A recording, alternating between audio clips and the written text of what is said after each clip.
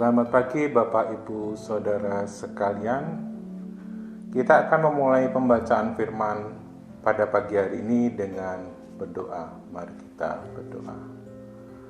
Selamat pagi Tuhan, kami berterima kasih atas berkat yang Kau berikan sampai saat ini. Kiranya Tuhan tuntun kami di dalam kami memahami firman-Mu, dan kiranya Tuhan berikan kami pengertian dari-Mu saja. Dalam Kristus kami berdoa. Amin. Ibadah pada pagi hari ini mengambil tema bacaan dari kitab Kejadian 1 ayat 1 sampai 10 yang demikian bunyinya. Pada mulanya Allah menciptakan langit dan bumi. Bumi belum berbentuk dan kosong. Gelap gulita menutupi samudra raya, dan Roh Allah melayang-layang di atas permukaan air. Berfirmanlah Allah, jadilah terang. Lalu terang itu jadi. Allah melihat bahwa terang itu baik. Lalu dipisahkannyalah terang itu dari gelap. Dan Allah menamai terang itu siang, dan gelap itu malam. Jadilah petang dan jadilah pagi.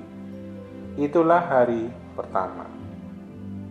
Berfirmanlah Allah, jadilah cakrawala di tengah segala air untuk memisahkan air dari air.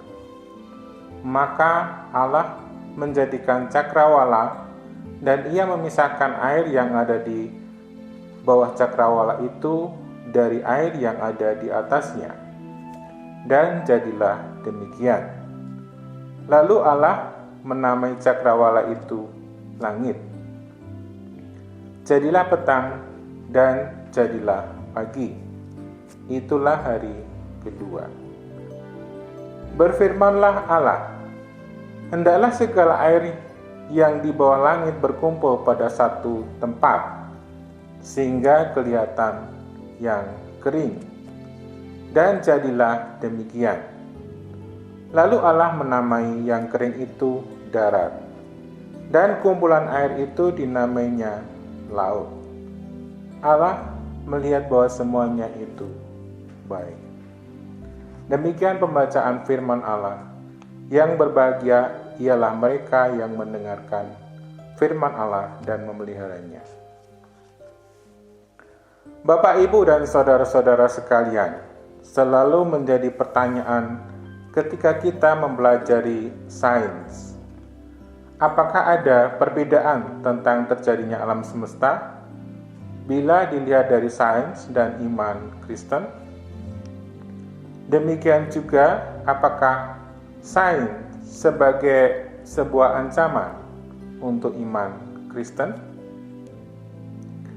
Berdasarkan sains, banyak teori tentang terjadinya alam semesta, seperti teori keadaan tetap atau steady state theory, teori ledakan besar atau Big Bang theory, teori bintang kembar, dan teori kabut atau nebula theory. Teori-teori tersebut merupakan teori yang terkenal, dan tentu saja masih ada banyak sekali teori lain. Alam semesta ini maha luas. Sejauh ini manusia mengenal ada sebanyak 170 miliar galaksi. Kemudian menjadi pertanyaan kita, apakah alam ini berbatas?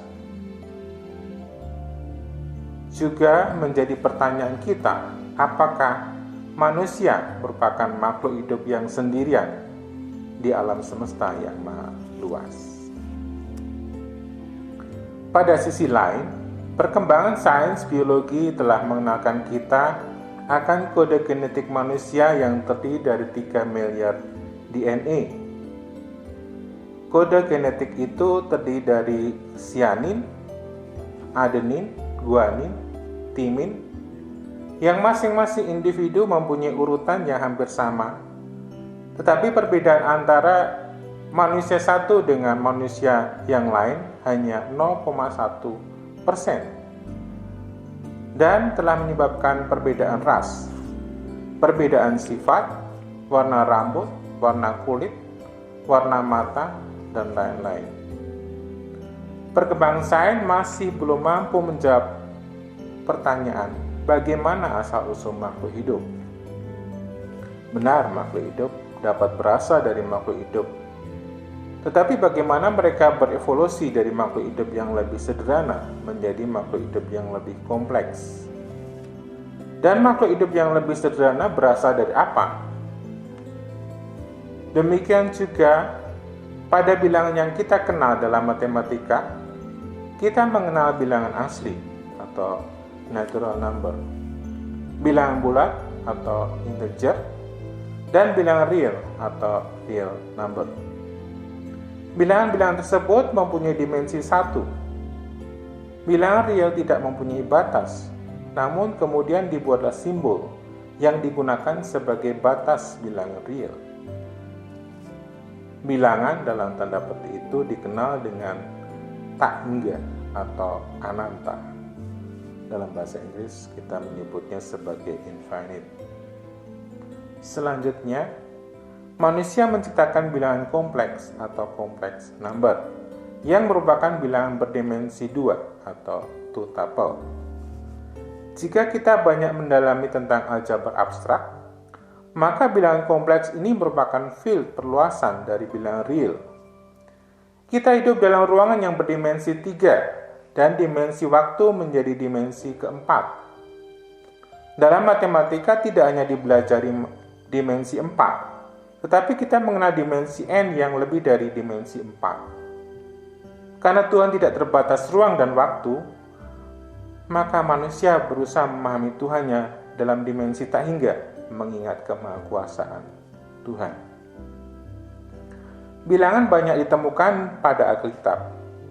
Mulai dari Esa, terdapat dalam Ulangan 6 ayat 4. Atau juga terdapat dalam Markus 12 ayat 12, yaitu, dengarlah hai Israel, Tuhan Allah kita, Tuhan itu Esa. Selanjutnya bilangan 2 digunakan dalam bilangan 35 ayat 30 dan Ulangan 17 ayat 6. Juga dalam 2 Korintus 13 ayat 1. Dan masih banyak lagi ayat-ayat yang lain. Bilangan 3 banyak digunakan dalam Alkitab, yaitu lebih dari 466 kali dalam Alkitab. Keluaran 10 ayat 22 sampai 23 dan Markus 15 ayat 33 merupakan 2 contoh ayat dalam Alkitab yang menggunakan bilangan 3. Trinitas atau Allah Tritunggal juga terkait dengan bilangan ini. Bilangan 4 muncul dalam Yesaya 7 ayat 2 yang berbunyi demikian. Engkau anakku manusia, katakanlah, beginilah firman Tuhan Allah kepada tanah Israel. Berakhirlah keempat penjuru tanah itu. Tentu saja masih banyak bilangan yang digunakan di dalam Alkitab. Fakultas Sains dan Matematika UKSW tanggal 8 Juni 2021 nanti memperingati Dies Natalis ke-29. Kita mengenang kembali ketika FSM atau Fakultas Sains dan Matematika baru dilahirkan 29 tahun yang lalu, yang hanya mempunyai 3 program studi dan kini telah menjadi 5 program studi, mempunyai lebih dari 200 mahasiswa, 28 staf, dan lebih dari 1.750 alumni yang tersebar di seluruh penjuru Nusantara, bahkan dunia. Prestasi telah banyak dicapai oleh Fakultas Sains dan Matematika. Semoga akan tetap berlanjut nantinya. Nah, bagaimana seharusnya kita menyikapi perkembangan sains, matematika, dan teknologi sekarang ini?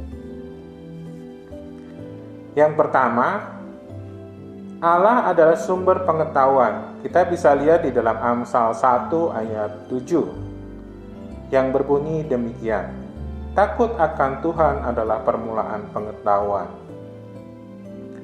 Ayat ini dimaksudkan bahwa pengetahuan yang dikembangkan oleh manusia hendaklah bersumber dari Tuhan. Sikap diri yang takut akan Tuhan akan menghasilkan pengetahuan yang benar, serta dapat menggunakan pengetahuan tersebut dengan bijak untuk mengabdi kepada Tuhan dan kebaikan bagi sesama.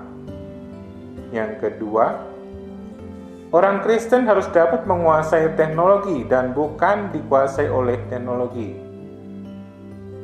Kita bisa lihat dalam 1 Korintus 6 ayat 12. Segala sesuatu halal bagiku, tetapi bukan semuanya berguna.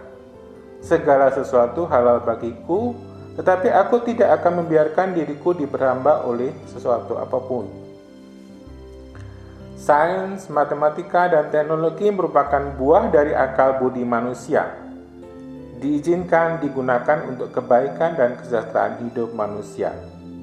Akan tetapi, ketika teknologi yang merupakan hasil akal budi manusia yang telah dianugerahkan Allah kepada manusia itu telah digunakan untuk menentang hukum Tuhan, maka manusia akan kembali menjadi budak sains dan teknologi. Yang ketiga, teknologi harus digunakan untuk memenuhi hukum Tuhan. Kita bisa lihat pada Matius 22 ayat 37 yang berbunyi demikian.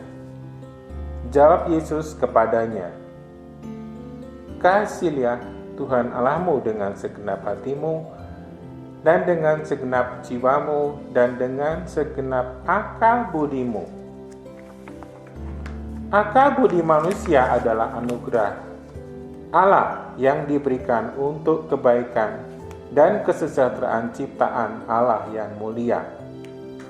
Melalui akal budi manusia, maka berkembanglah sains, matematika, dan teknologi, serta produk-produk dari teknologi tersebut yang ada pada kita sampai saat ini dan yang bermanfaat untuk kebaikan hidup kita dan sesama.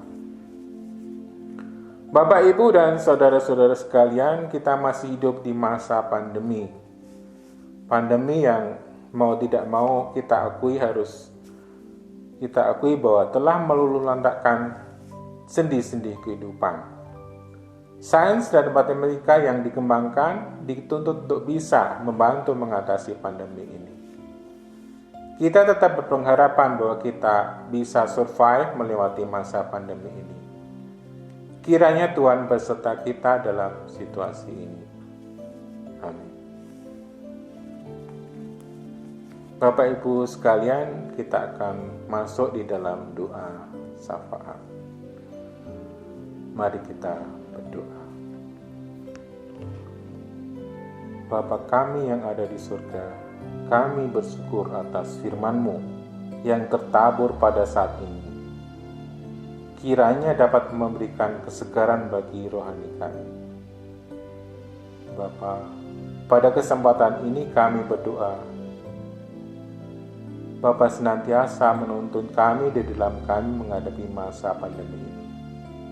Kiranya Bapa beri kami kesehatan dan kekuatan, beri kami rezeki secukupnya, agar kami mendapatkan kekuatan jasmani dan rohani untuk bisa menjalani cobaan yang sedang kami jalani. Bapa, secara khusus kami juga berdoa untuk pimpinan Universitas Kristen Satyawacana agar Engkau beri kekuatan dalam menjalankan tugasnya. Demikian juga seluruh jajaran dari atas sampai bawah. Hendaknya Bapak beri kekuatan agar bisa melayani mahasiswa sebaik-baiknya. Pada kesempatan ini kami juga berdoa bagi pimpinan kota Salatiga. Tuhan tuntun dan beri kebijakan dalam mengambil keputusan untuk kesejahteraan masyarakat kota Salatiga. Demikian juga kami berdoa bagi bangsa dan negara ini. Kiranya Bapak tuntun Bapak Presiden dan para menteri untuk bisa melewati masa-masa sulit di masa pandemi ini dan bisa lepas dari pandemi ini. Terima kasih Allah Bapa, dalam Kristus kami berdoa. Amin. Untuk menutup ibadah pada pagi hari ini akan dilayangkan berkat. Tuhan memberkati kita dan melindungi kita. Tuhan menyinari kita dengan wajah-Nya dan memberi kita kasih karunia. Tuhan menghadapkan wajah-Nya kepada kita dan memberi kita damai sejahtera.